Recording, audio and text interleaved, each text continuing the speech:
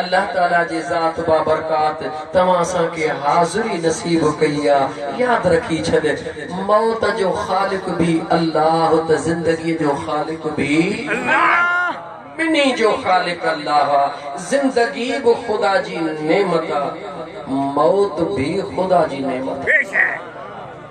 तवज्जो कजा, जिंदगी भी अल्लाह जी नेमत, मौत भी अल्लाह जी नेमत, लेकिन सूरतों बिन्ही जूं अलग अलग हन। जिंदगी जॾहिं मिलंदी आहे त उहा इंसान जे सूरत में नेमत हूंदी आहे, पर जॾहिं मौत ईंदो आहे त उहो फ़क़त मुस्लमान जे सूरत में नेमत हूंदो आहे।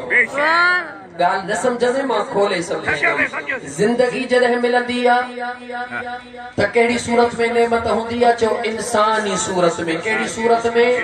इंसानी सूरत में।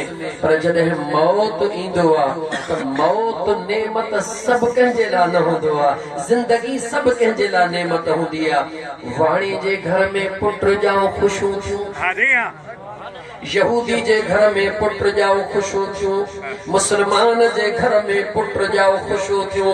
छो त इंसान ॼाओ आहे। यहूदी जे घर में भी, ईसाईअ जे घर में भी, मजूसीअ जे घर में भी, मुसलमान जे घर में भी इंसान ॼाओ आहे। इंसान जे अचण ते ख़ुशी थी आहे, लेकिन इहो ई इंसान जॾहिं मौत जे कंधीअ ते ईंदो आहे, जॾहिं ज़िंदगीअ जा पल गुज़ारे, ज़िंदगीअ जा साल गुज़ारे, जॾहिं उहो ई इंसान जॾहिं मौत ते ईंदो आहे, हाणे मौत सभु कंहिंजे लाइ नेमत बणिजी कोन ईंदो आहे। मौत उन जे लाइ नेमत बणिजी ईंदो आहे जंहिं ज़िंदगीअ में मुंहिंजे मुस्तफ़ा सां नींहुं लाथो आहे।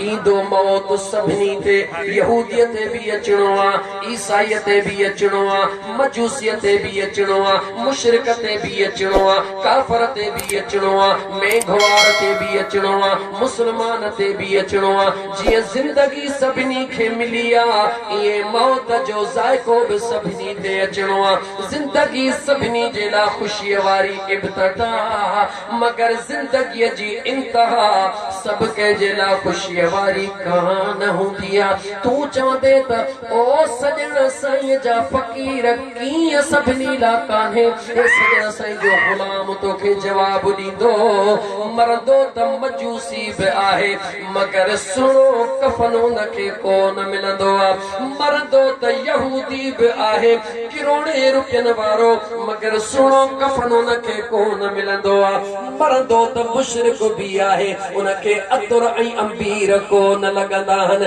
मरंदो त मेघवाड़ बि आहे, उनखे कुल्हनि ते घोट वांगुरु कणी कोन घुमाइबो आहे। केतिरी बि दौलत वारो आहे, केतिरी बि दुनिया वारो आहे, कंहिंखे तीली ॾेई साड़े छॾींदा, कंहिंखे वञी दरिया में फिटो करे ईंदा, कंहिंखे राति जे अंधेरे में अजीब अजीब रस्मूं अदा करे अलाए काॾे करे छॾींदा। हे छाजे करे हली रहियो आहे? मुंहिंजो अल्लाह उन्हनि खे ॿुधाए रहियो आहे, मां ज़मीन ते तव्हांखे इंसान जे सूरत में पैदा कयो, तव्हांजे माइटनि खे ख़ुशियूं ॾिनमि। हाणे उन इंसानी सूरत जो क़दुरु उन सूरत में आहे, छो त मुंहिंजो रब थो फरमाए, मां पंहिंजे महबूब खे इन इंसानी सूरत में दुनिया में मोकिलियो आहे, जेका हीअ इंसानी सूरत मुंहिंजे मुस्तफ़ा सां प्यार कंदी। रब थो फरमाए, भले गॾह गाॾे वारो ग़रीब छो न हुजे।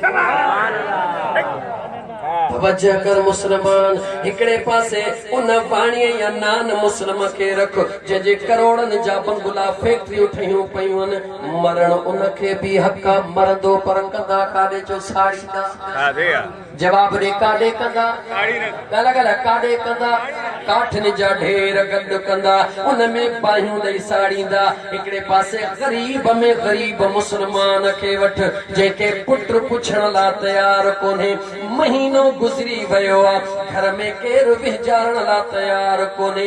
घर जा सभई भाती बेजार लगा पया हन।